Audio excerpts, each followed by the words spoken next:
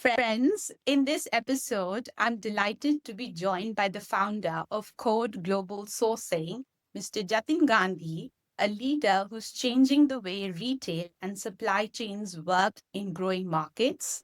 With over 10 years of experience, Jatin has worked with some of the world's biggest retail brands like Carrefour in Europe and the Children's Place in North America. He's helped build supply chains from the ground up, created strong networks with suppliers, and managed tricky political and business situations across South Asia. Jatin's approach is all about clear strategy, smooth operations, and a deep understanding of how international retail works. I'm really keen to hear his insights, so let's dive into the story behind his journey and what we can learn from his experience. Welcome, Hi, Ishita. Jatin. Thank you so Hi. much. That was a big intro, although I thought it should be a little smaller one. But yeah, thanks. Thanks for that. That was a nice one, though. I am really excited about our conversation because it's a personal learning curve for me as well.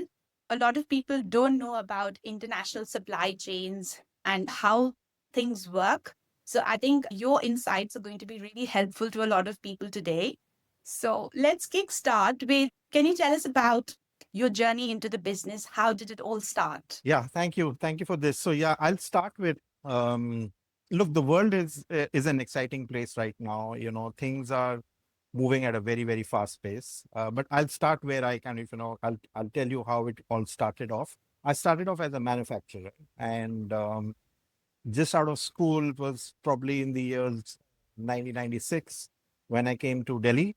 I belong to another city in India where I did all my schooling. So I belong from Kanpur, and I moved to Delhi and started doing business with one of my cousins who was already into the garment trade. Young blood, trying to kind of do a lot of things initially when you kind of enter the trade.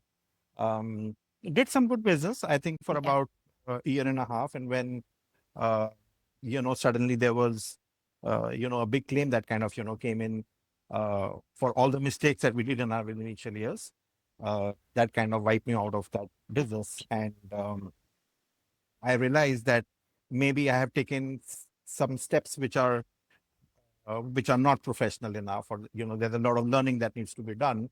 So that's when I kind of got onto the job side of things. So I kind of started. I joined one of the big exporters in India, who was also shipping garments at that time, and that's exactly where my whole learning about the industry, manufacturing, um, what does it mean on ground to kind of produce the goods?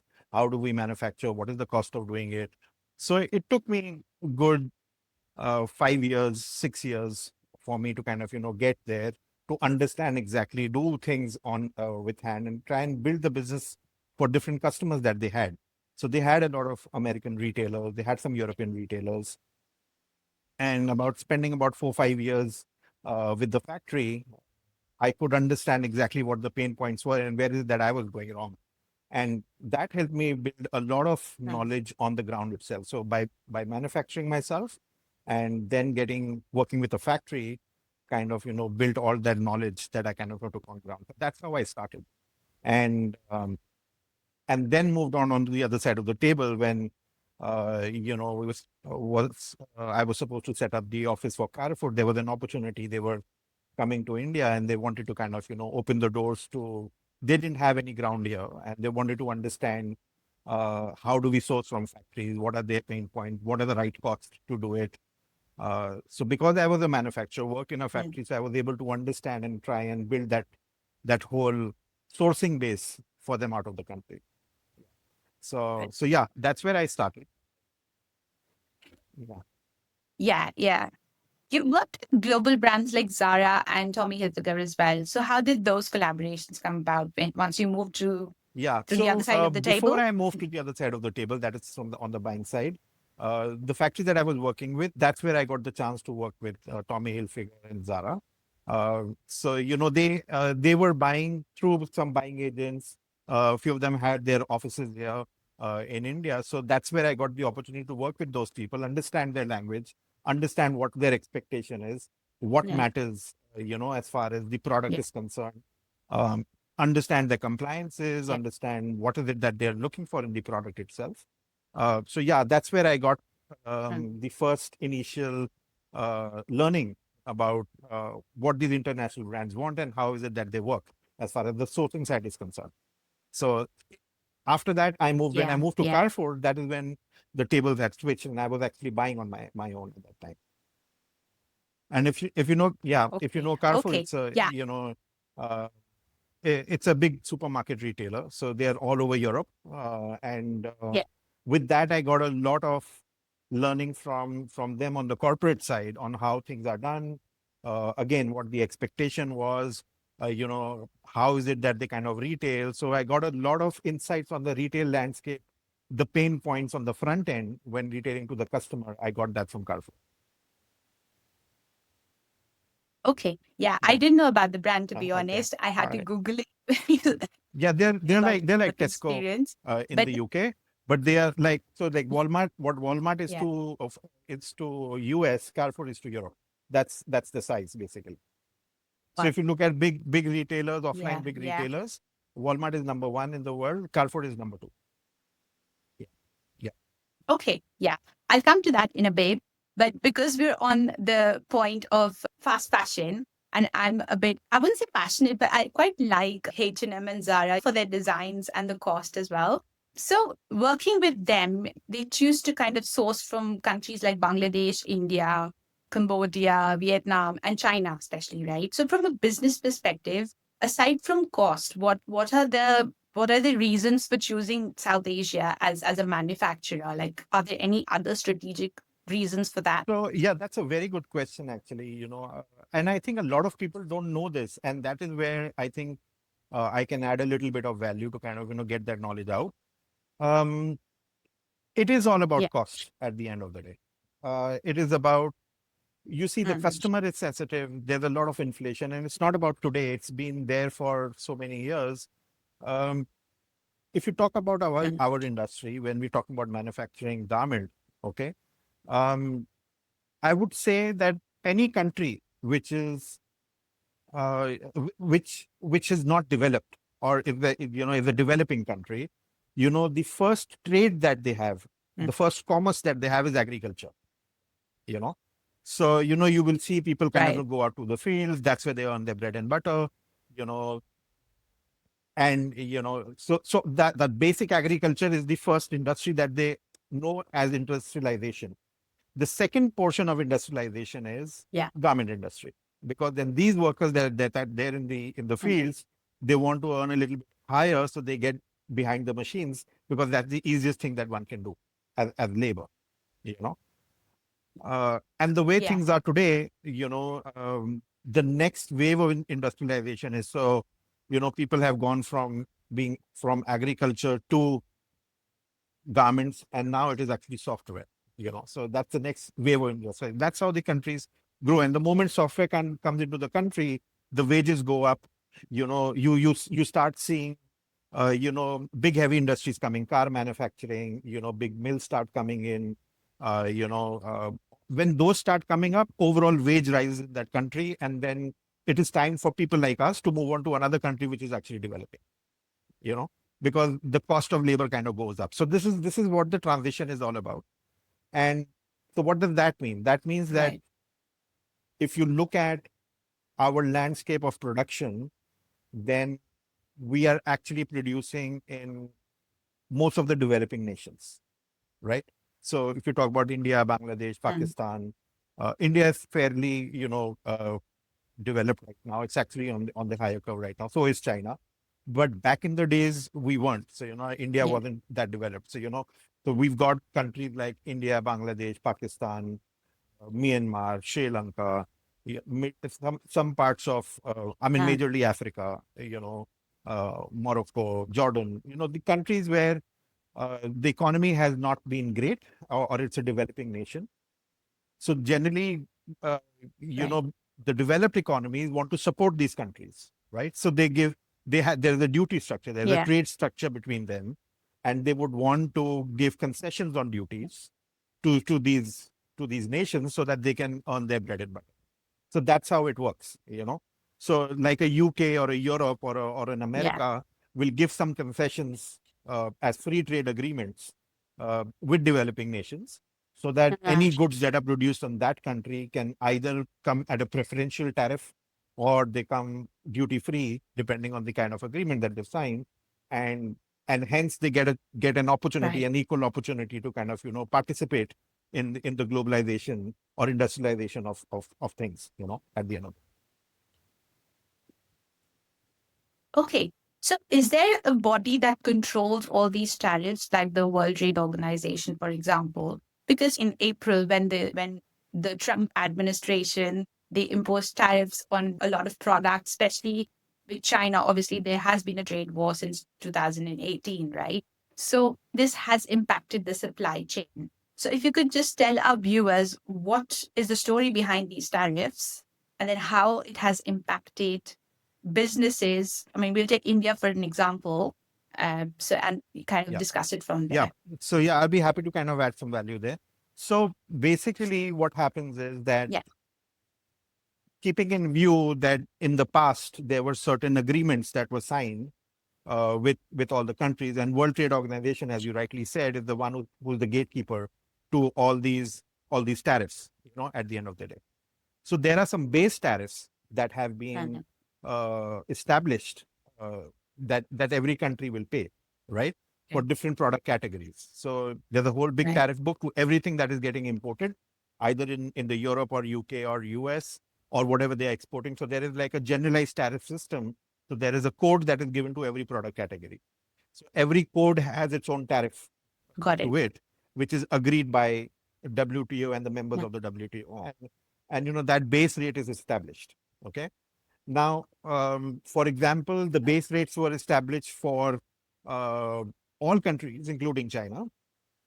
And China uh, had a slightly higher, I mean, the base rate remained the same, but because of way the things have been moving over the years, um, Mhm. US has started realizing that, oh, China has been cheaper, and now they are a developing economy, already a developed economy. So our dollars are actually flowing out to China, and we're giving them a lot of benefit based on these tariffs that we signed for. So that's when he decided, where Trump has decided that, okay, you know what, I'm going to add some extra tariffs on top of the base tariffs that are there. And he put out a blanket that it is hurting the US economy. So to protect the US economy, Mhm. to get some more capital into the country in terms of tariffs, he kind of, apart from the base rate, he added another base rate that was standardized for most of the countries. But China, he went up to 145%. So it's like and that's why we call it tariff war, at the end of the day. It's like a silent war that, okay, this is what is happening. I'm going to slap you up with so much tariffs because, why are we paying so much of tariff to you? That's the thing that Donald Trump came up with.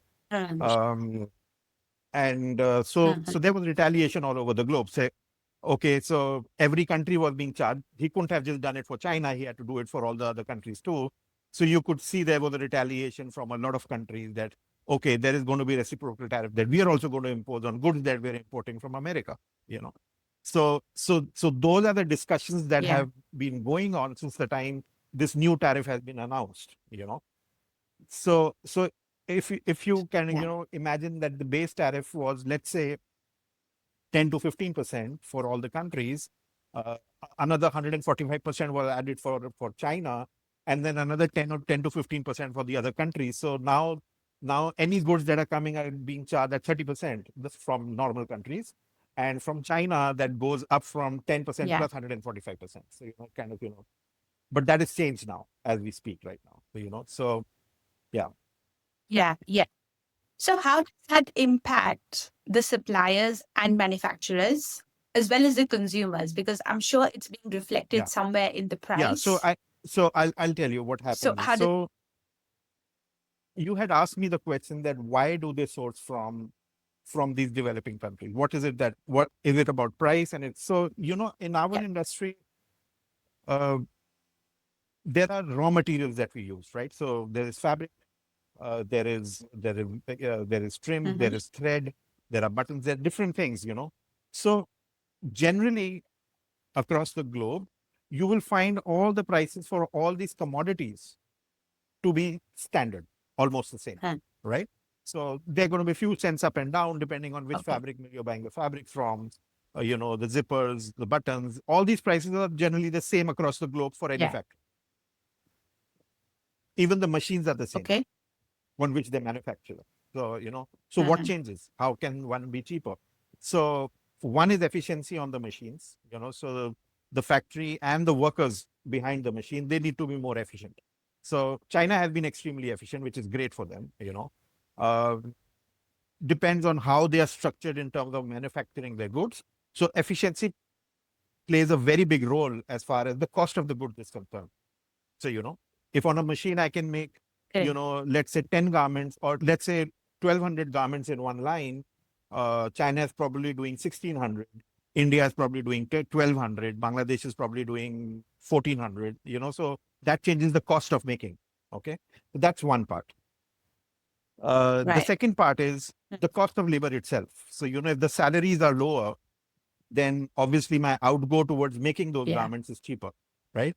So when we compare different countries, we Mm. say, okay, what is the minimum wage for China? What's the minimum wage in India? What's the minimum wage in Pakistan? Or let's say in Sri Lanka and Bangladesh, Mm. and who is more productive, and hence your cost of making is lower, you know? So that's why you see a Yeah. lot of Yeah. people have gone into Bangladesh because the minimum wages are much Mm. cheaper in Bangladesh compared to India or to China or to Sri Lanka or anywhere else in the world. You know, so Yeah. that's Yeah. that's the second part. Okay.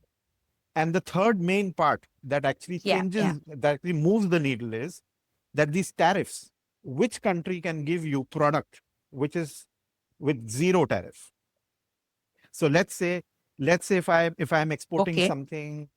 some article for $10, okay, I'm exporting from India, okay, and it comes to the US Yeah. customs, okay, so they will check the tariff. So let's say if it's gone from India, they're going to put, let's say, 20% tariff on it. So now it will become 120.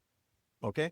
If it comes from China, if it is made in Correct. China, then with the new law, it is, 100 plus 53%, 55%, so it's 155 bucks, right? Right. So if I export it Right. from Right. Africa, as we speak right now, or from Morocco or anywhere, if I'm shipping for 100, there is zero tariff on that. Mm-hmm.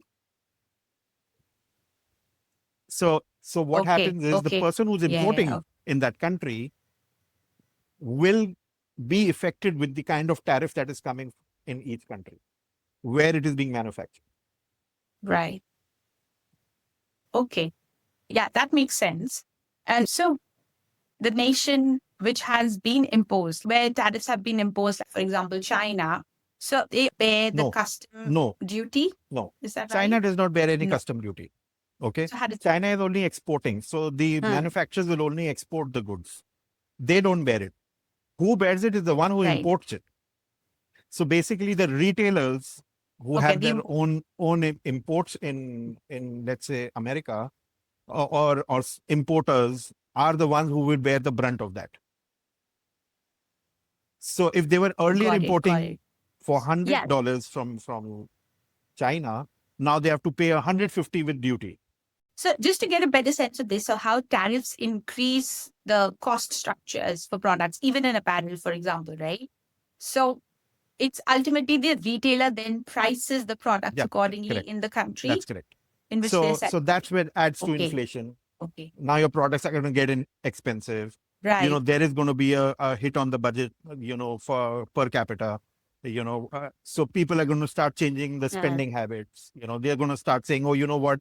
Do I really need to buy this jeans? Why can't I just, skip it for now? So that's where the pressures. So at the end of the day, the margins have reduced for the retailers because they've got this issue.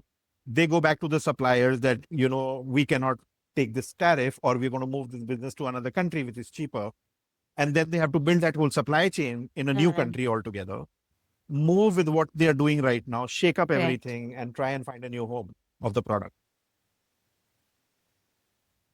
So this is all largely based on geopolitical issues, right? Or strategies, like where one nation who's a superpower wants to control the other nations. It's a power battle at the end of the Oh, day, that's isn't why it? it is called tariff war. But I wouldn't say that the intention there is to kind of not let that nation grow. The intention is that, oh, am I giving a lot of consent? Let's say I'm Donald Trump today, and I say, oh, you know what? Where is my money? Let me look at my balance sheet and see what is it that I'm. Where is my money going? It's the taxpayers' money. Who am I paying to? I mean, what is happening? And I realize that, oh, you know what? I'm giving a Yeah, lot of concessions on my balance sheet to China, let's say, or to India, for that matter of fact. And why should I do that? At the end of the day, I need yeah, to protect this capital here. So hence I increase the tariff because that's my earning. At the end of the day. So tariff is actually adds to got it. a higher tariff is actually going to add to my revenue in my country, right? So if I impose a tariff Okay. on Yeah, China, and earlier I was getting, let's say, $10 on $100, now I'm going to get $45 on $100, and that $45 goes directly into my treasury, and I have that extra money in my hand.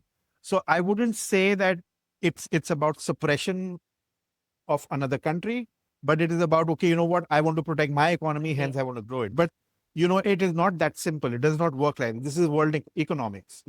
One little change changes everything in the world. yeah, yeah, At the end of the day, the currency changes, the value of the currency yeah. changes, relationships change. A lot of supply chain gets disrupted, and that's exactly what we do.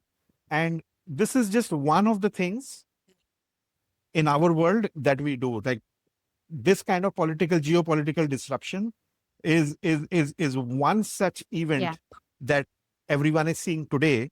But then there are a lot of other events that happen in correct. supply chain that disrupt supply chain on very frequently. A lot of things happen. Like, Yeah, I yeah, don't know if you remember, but then there was, it could happen in, let's say, Bangladesh is a country just recently had a political issue in that country itself. And what did that do? They correct. kind of, Yeah, it actually threw out the production capacities over there. A lot of things got stalled over there. That also affected the supply chain. You know, and then the retailers in and America or in the UK or in the Europe were started thinking that, oh, are we kind of over leveraged in Bangladesh as a country? Can we look at moving these goods to some other country? So this happens. Now COVID came in. A lot of goods got stuck, and yeah, everyone was scrambling that, oh, how do we kind of make it to a safer country? How can we do it closer to our shore? What can we do that we don't face such problem in the future? Again, a disruption. Again, a supply chain disruption. yeah, So yeah, that's the world that we are in. This is what we yeah, do. yeah, This is what our job is at the end. Manage that risk. yeah, yeah. Keep that thought on, because I will talk about the mental aspect of it as well. Like, how do you deal with those challenges? But we'll discuss it towards a bit later, because right now we're on this interesting topic of tariffs and fast fashion. So I get more out of you from on that aspect. So now, like you rightly mentioned, that China is so efficient with machines, etc. Now, even like Shein and Tem, for example, like the amount of stuff that they produce, including clothes and other things on a daily basis. If you see, I saw that documentary about Amazon and all these huge retailers, and there's so much waste that is being produced. Although I am all in for fast fashion, but then this kind of makes me think, like, are we leaving the future generations in a better place with the kind of environmental waste that's being created? And I mean, it's not being dealt with in a sustainable way. So, what do you think about sustainability? These brands, do they just say that we are manufacturing and supplying sustainably, or is it just a marketing thing? So yeah, again, a great one. I'll talk about sustainability. It starts at a habit. The consumer itself, like you just rightly said, I love fast fashion. Now that's the consumer. That's something that you hear from the consumer. So what does one do? I mean, I would Okay. say partly it is the consumer and also the brand, because if consumer demands something, the brand has to give it. So this is what we do at the end of the day. Uh, Consumer wants something which is cheap or which is quick, can be worn quickly, one or two Uh, occasions, and then move on to the next one. Should not be very costly. and that's it. And then I have another Yeah. one. Now that's convenience. Okay. Now what happens to deliver that convenience to you at a cost? Uh, Yeah. Manufacturers are supposed to make things quickly. So I would say back in the days, we probably had two seasons, and I'm talking 90s, that summer fashion and winter fashion. And then the consumer started demanding more. So Yeah. we said, okay, now let's have four seasons. So, we've got a spring and we've got a summer, we've got a fall and a winter, you know. And now the consumer wants something more, Yeah. okay, I'm not going to wait 2 months. The same stuff is sitting in the stores. It is internet now. It is something that we're doing digitally. Show me something new every second, every minute, Yeah. So that's fast fashion. That's fast fashion. I mean, think about. Yeah, sorry to just interject. If I go back when I was younger, our parents, we were in a humble environment, right? Our parents would buy us clothes on birthdays or special occasions, or when we actually need them because Right. something was torn and wearable. But now I want a new dress every other day. Like the whole mindset about this So has changed. So that was I don't sustainable know whether shopping. it, Let me put yeah, it how, like that. Yeah. So yeah, when you talk about sustainability, then it is a habit. It's not something that somebody drives or labels as sustainable. It's a habit that starts from the top. And customer is the king at the end of the day. So if you are conscious in your consumption and what you consume, then yeah, it becomes sustainable deficient at the end of the day. And that drives the brands towards offering sustainability. And I can tell you, kudos to the new generation. People like you, people like, my daughter, the Gen Z right now, extremely conscious about sustainability. We are very happy we are in that world. We are very happy that that kind of consumer is coming up who's who demands sustainability. And, at the end of the day, is extremely right, conscious about it, about the planet.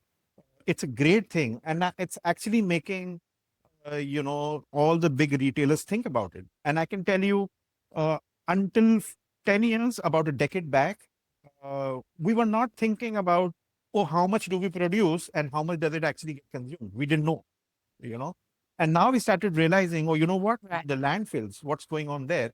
And therefore, you start seeing that a lot of people are trying to find solutions. We do not have solutions of the goods that have already been made, something that's sitting in your yeah, wardrobe. yeah, We don't know what to do with that, because it is something that you own at the end of yeah, the day, and you will discard it somehow, and that is going to get into the mm, landfill mm, someday, and we don't know how to yeah, solve that. Now, yeah, a lot of brands have started doing this, like H&M, Zara. They've started promoting, reused fashion. They want to kind of collect those clothes back from you, give you a discount, do those kind of things. Uh, but are you really right, moving the needle with that? I don't know. Not at this point of time, you know. And then the customer does not have any incentive to do it. yeah, I mean, so I'll give you a very small example just to kind of give you the perspective. So cotton itself is sustainable at yeah, the end of the day. It's something that is grown on the fields. It's natural. We get the cotton crop. We kind of make the yarn out of it, then the fabric, and then the garment, and it can decompose on the mm, planet. There's no problem with that because it's biodegradable.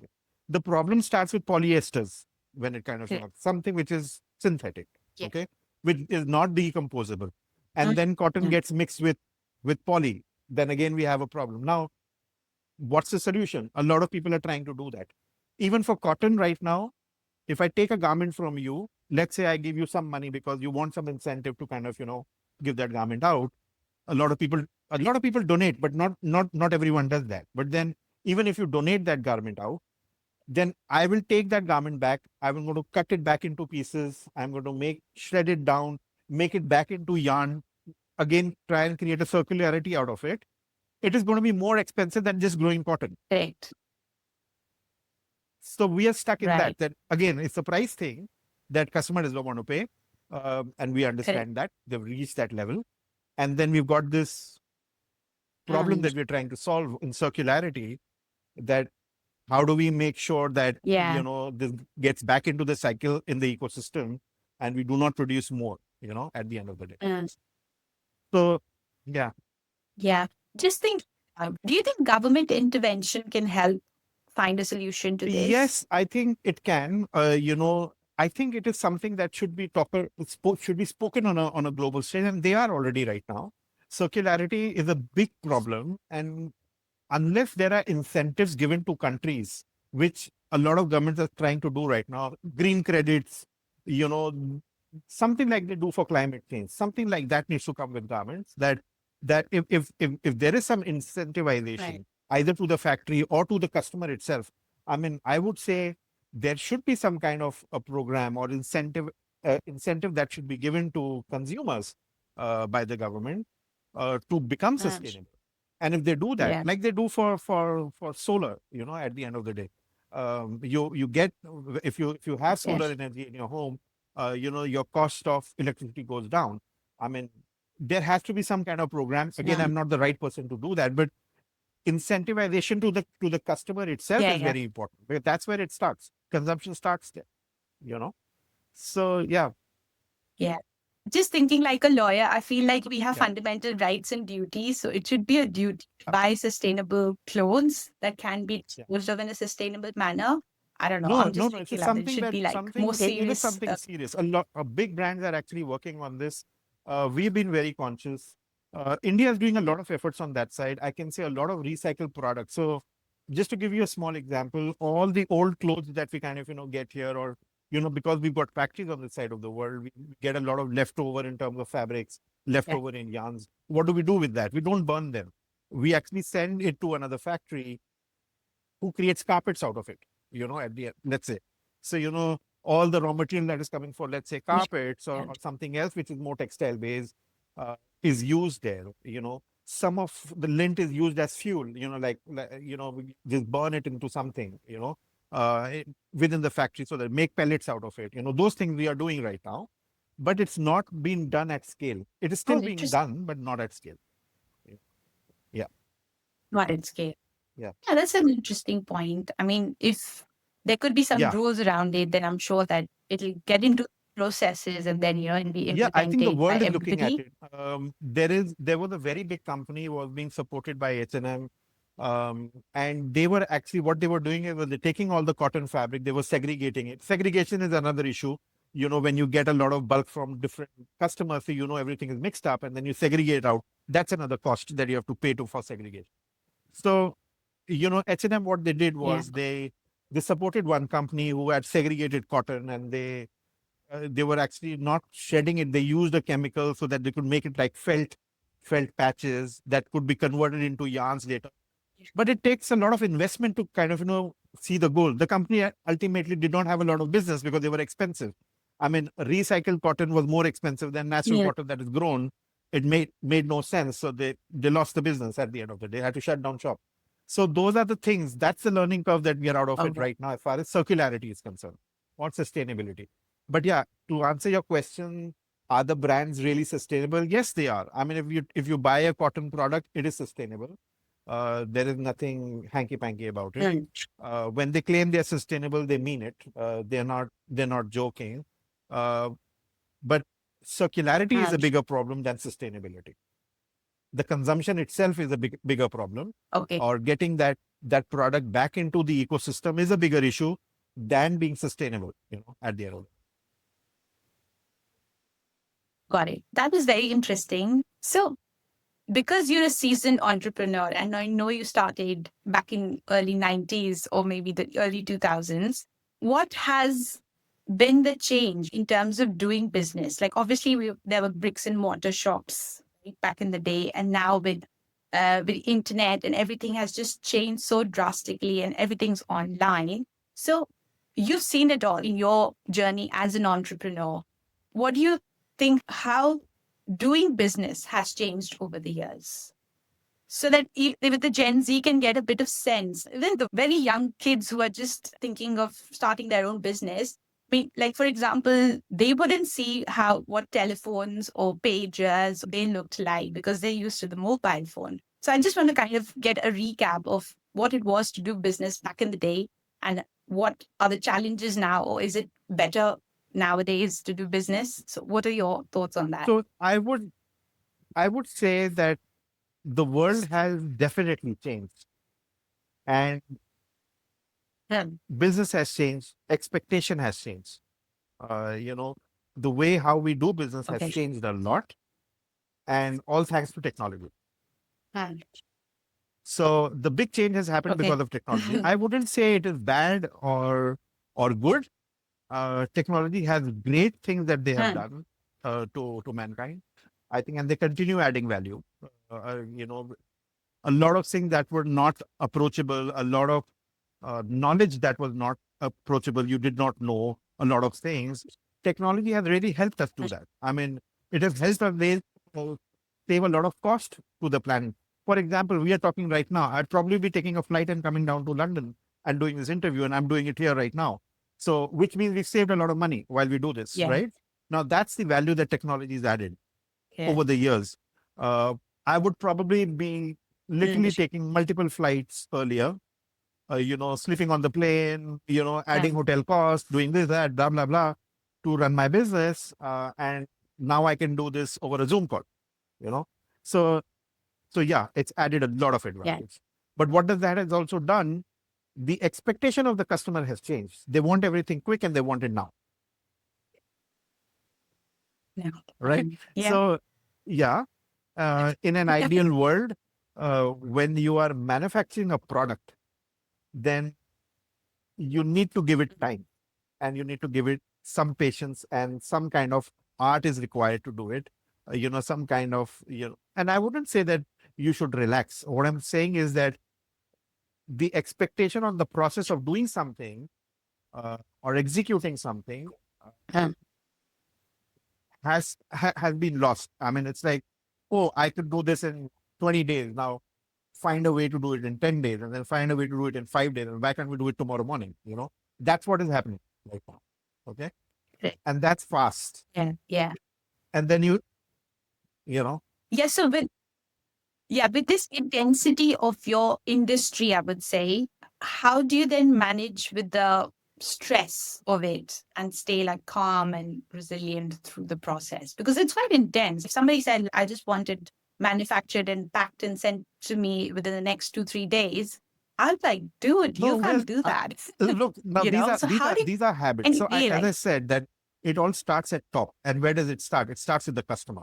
So the customer at the end of the day, and customer? I give this example to a lot of people. And I mean, I have realized over the years that, and I'm talking about fashion industry, that back in the days when probably people started knowing what brand was, uh, brand, then those brands were Um, actually created by the mills. You yes. know, if you're from India, so you would have heard about Right. Vimal, Mafatlal, you know, those were the mills who were actually Yes. creating the Yeah. brands. And it was the fabric that Yes. actually Yeah. spoke Yeah. about the brand itself. You would want to get something made, and you would say, oh, you know Correct. what? I've bought this fabric from Raymond, or I bought this fabric from Vimal, you know, whatever that Yes. is, you know. So Yeah. the brand was actually owned Yeah. by the mills itself. And and there Maybe. was a big Mm. movement that, okay, you know what, this is the best quality because it's coming from this fabric. And then comes the phase where Correct. the Zaras and the H&Ms and the Gaps and, you know, all these people of the world come in, they come up with their brand, because what they've got now is design. Okay. And they say, you know what, I am going to buy the fabric from the mill, but I don't need to market that as a brand. The brand is Zara, or the brand is H&M, and the brand is this one because I have the best designs, Yeah. you know. And then I will open up the stores, which the Correct. mills never did, Yeah. right? And now the retail scenario will Mm. change, and I will Yes. have, you know, multiple stores in the world, and people are going to come and shop, and it worked, you know. And now we know the Zaras of the world, and we know, you know, the H&Ms of the world. We know all these people, right? And we know this is great. We don't know which mill it has been made in. We've forgotten about it. And why Of this course. transaction Yeah. has Yeah. happened is because there was a barcode that the mill would put in, this is my fabric, and blah blah blah, and there was a barcode to it, and that would actually decide the brand itself. Now the power of that barcode actually moved to the brand, because they started putting style numbers behind it, And and they said this style will be produced here. Hence, that power of that barcode moved into to the brand. And design. now we are on the cusp of another big Oh change. wow. So this power Sorry. Yeah. is slowly moving from the brands to the consumer. Yeah.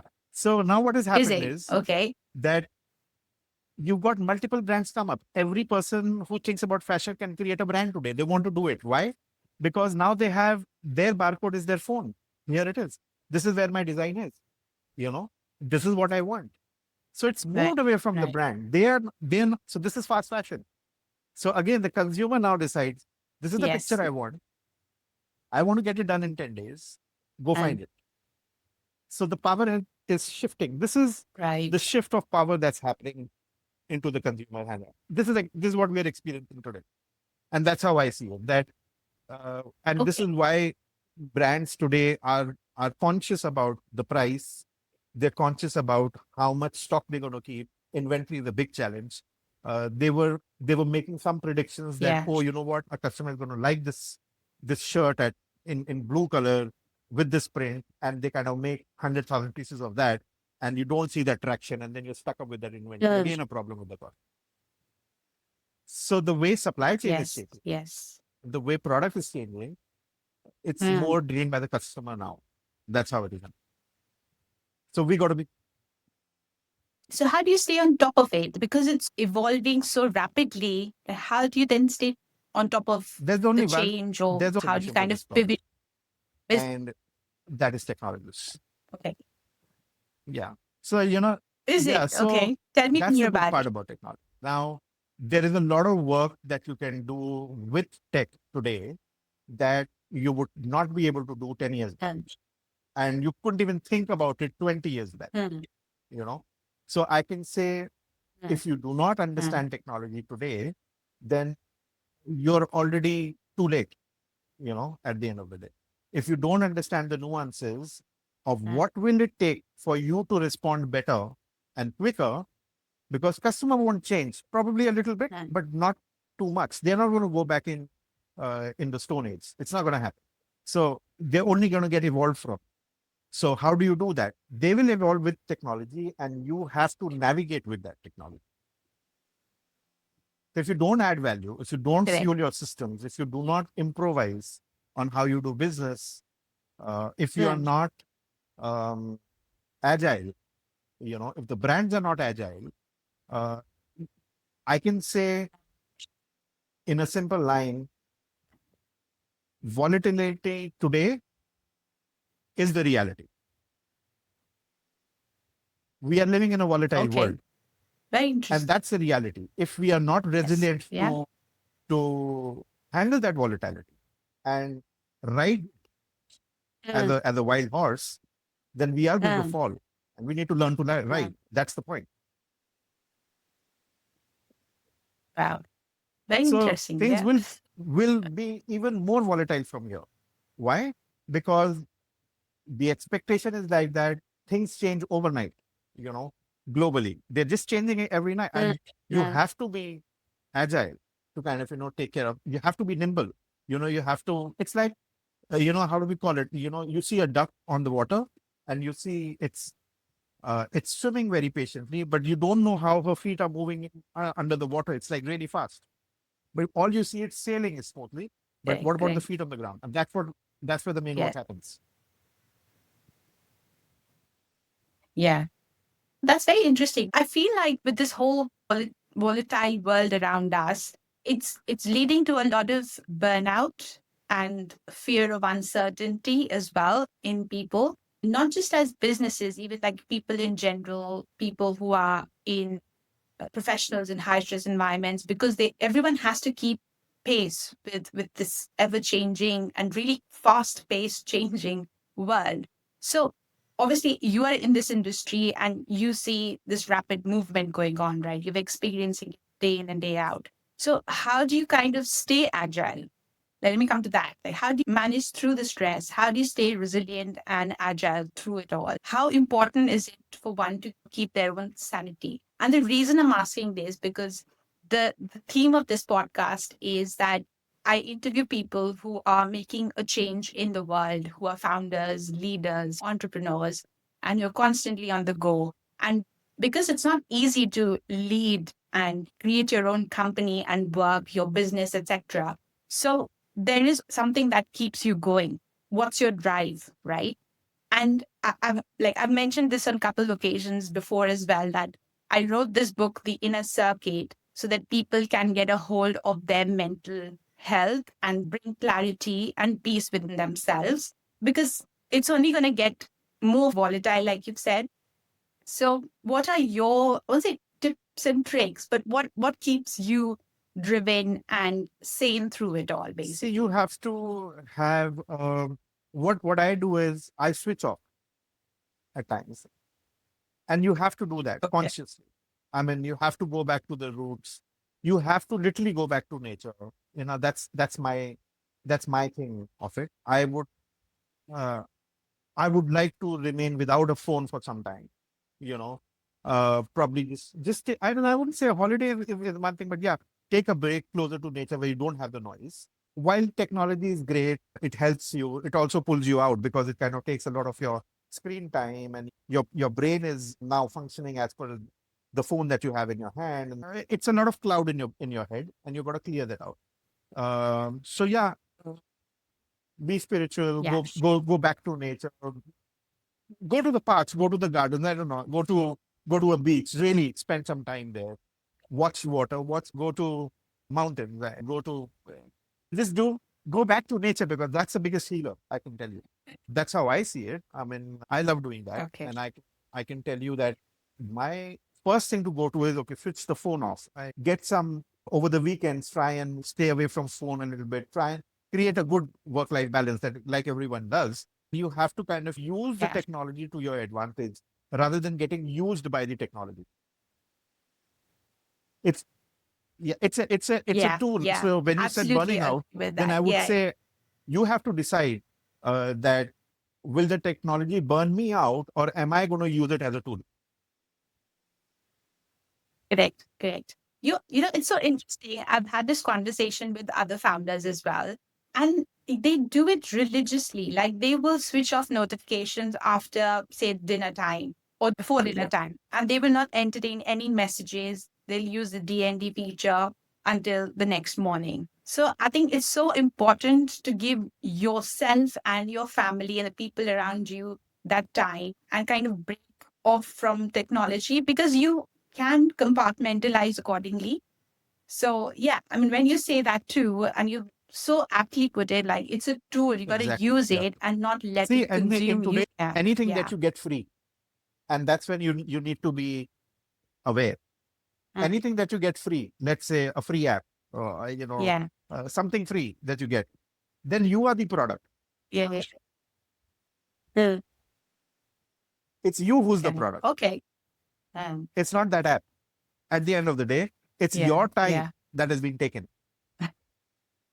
free of cost. So if yes, you're conscious yeah, about that, yeah, I mean, there are great things out there which are free, which are very, very useful. I mean, Google, for that matter of fact, free, but extremely useful. But at the end of the day, you are the one who's giving yeah. it data, Chad. and you are the product. So goes for the new chat GPTs of the world, the AI of the world. You are the one who's giving it data. You are the product, but Yes. extremely helpful, extremely useful at the end. Yeah. Wow. That's very out of the box kind of thought. Like even the way you've put it, I think it kind of hits Yeah. you, So you yeah, know. I mean, that's what. And the other thing that I Ooh, would definitely like to add on a lighter note. So yeah, you cannot take holidays all the time. So what do you do when you're at home, or what do you do? So I watch stupid movies which have got no brains to it. I yeah. laugh with them. I even watch cartoons at the end of the day. I love them. So that's something that I don't have to think about anything, and I just have to laugh it off. Big stress reliever, I can tell you. And obviously, pets. How's Pets are I would say, they are changing the world. They have been there all the time.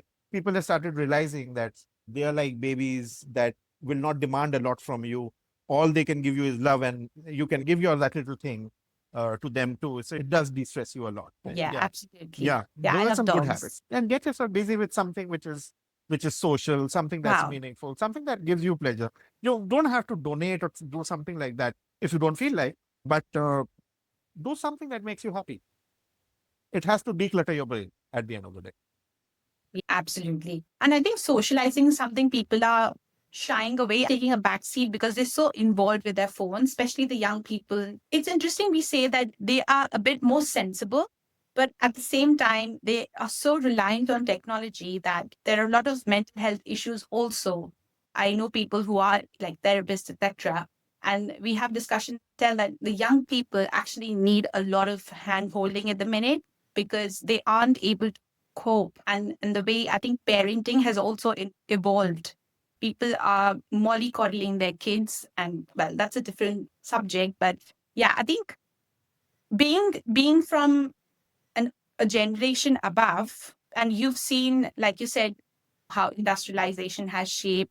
You've been on the ground. So I think as a generation altogether, you're pretty solid in that sense to face challenges. Sure. So that brings me to my next question. What have been some of the biggest highs and lows in Uh, your career?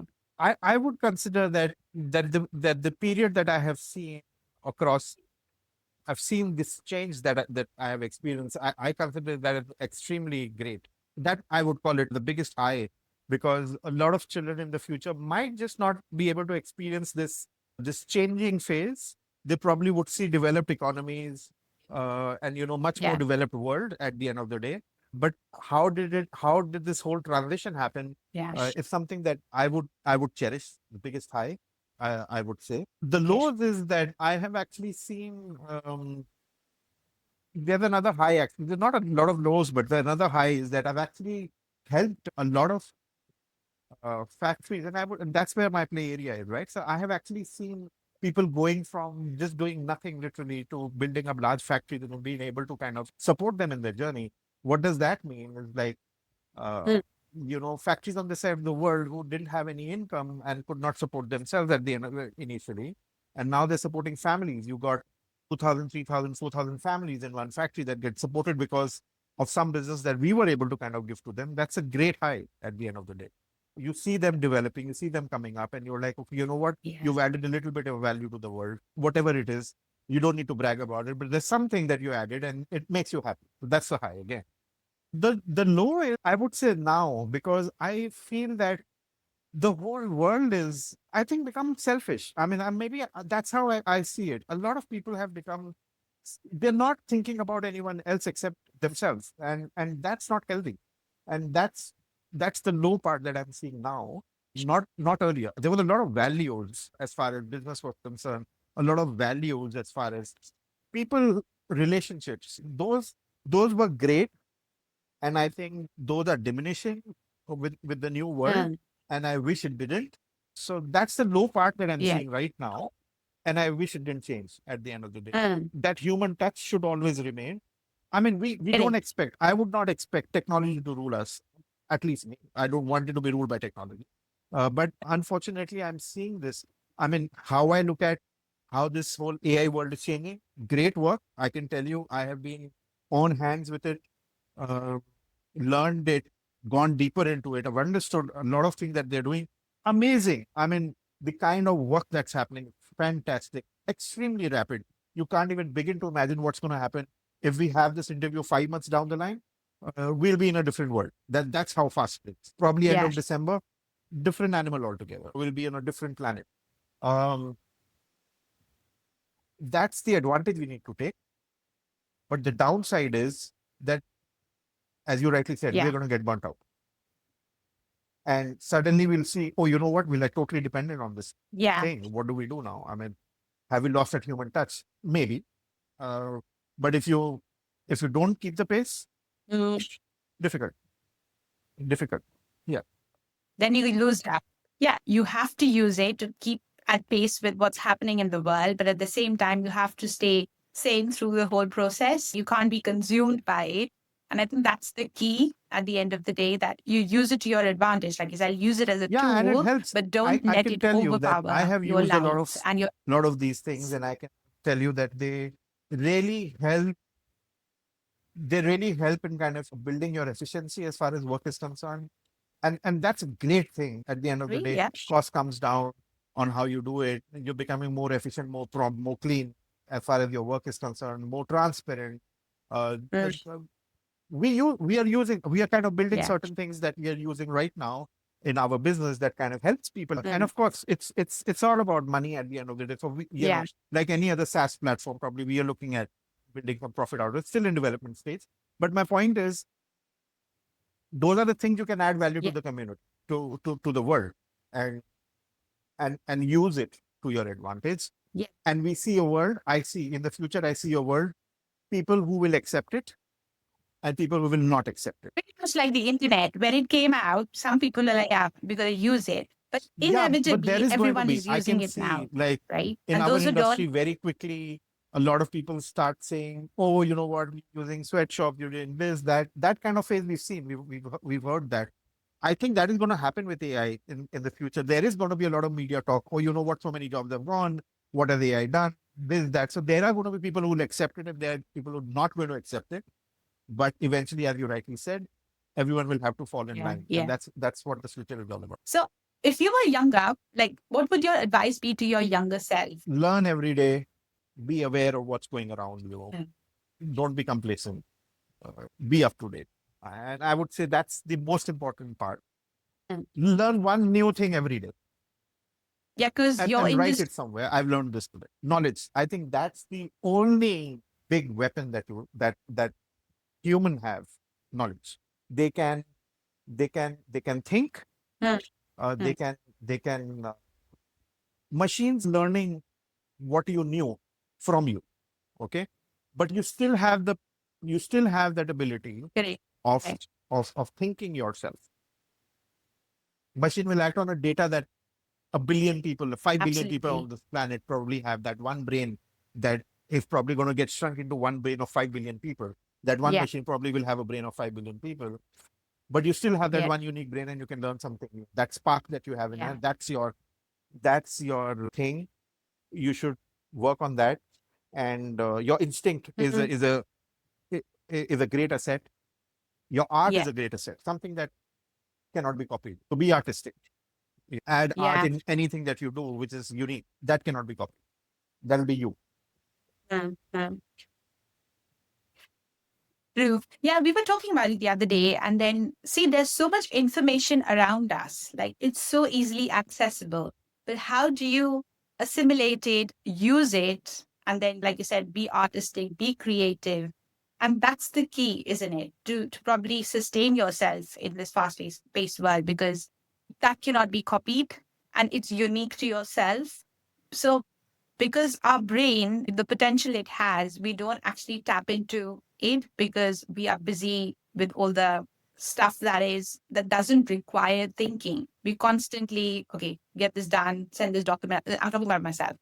Send this document out. So the actual creative thinking, I think that's some exercise that we need to keep giving our neurons so that they stay updated or alive during this whole process as we become more and more mechanical with relying on I technology. see it What do you like this, think?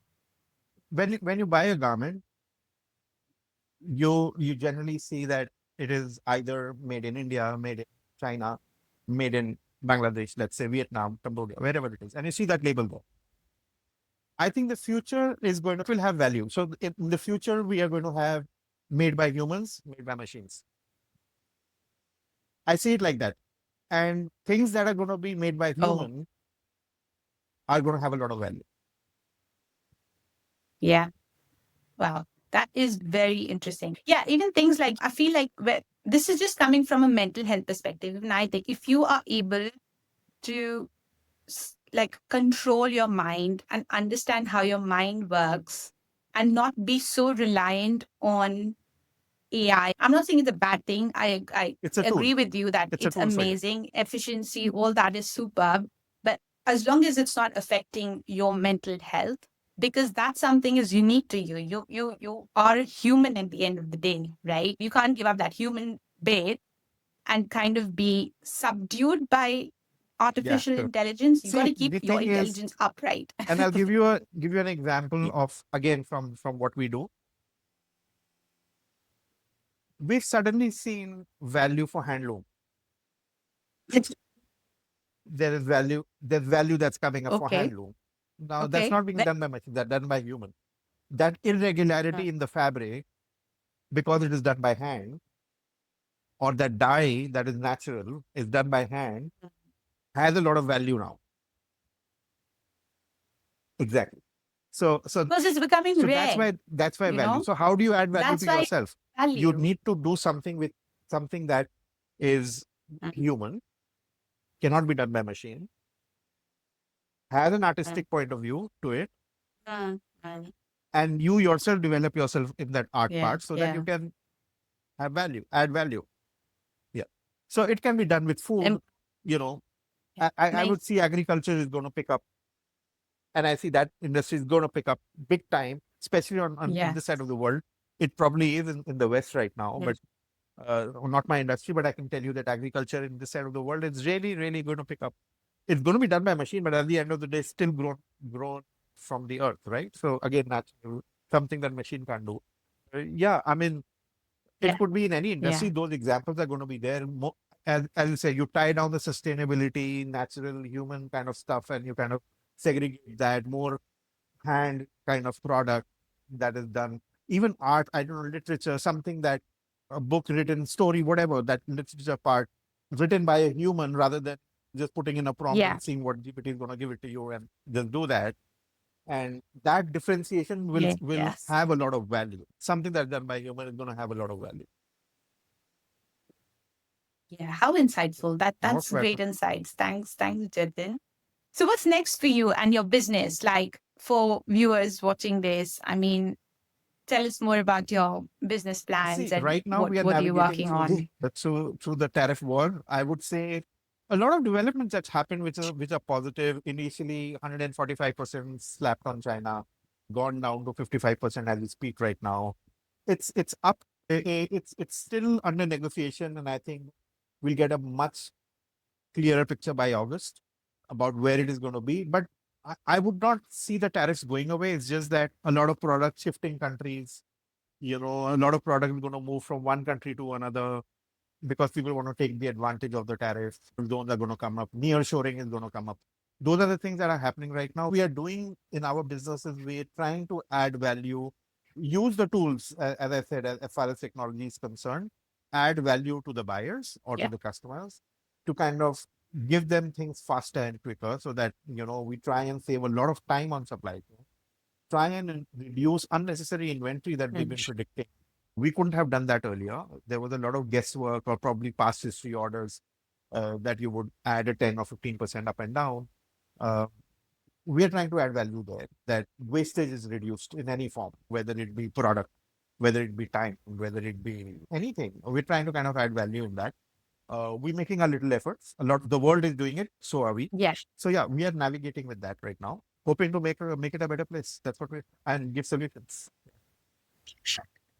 I like that. Superb. No, it was lovely chatting with you today. I think there was some great insight, great answers, and a lot of learning. And So thanks for thank this you so opportunity. I much mean, for doing this with it's something that we are able to, and I'm glad that you kind of found this industry very interesting. A lot of people don't look at these things because at the end of the day, we are behind the machines trying to stitch things up. All you see is the retail, how beautiful that garment looks like, but we are on the back end. That's where we are. there'll be great lessons for people who are actually wanting to do this, like in the supply chain or get into it or get some visibility on how things are done in the back end. And especially with the tariffs, etc., even somebody just generally looking how this actually works. I Amazing. think there was Thank you. some It great was discussion all on my that. So pleasure. thank you so much. Thank Likewise. Okay. See Have you a soon. great Take care. week Thank you so and much. Bye I'll bye. see you soon.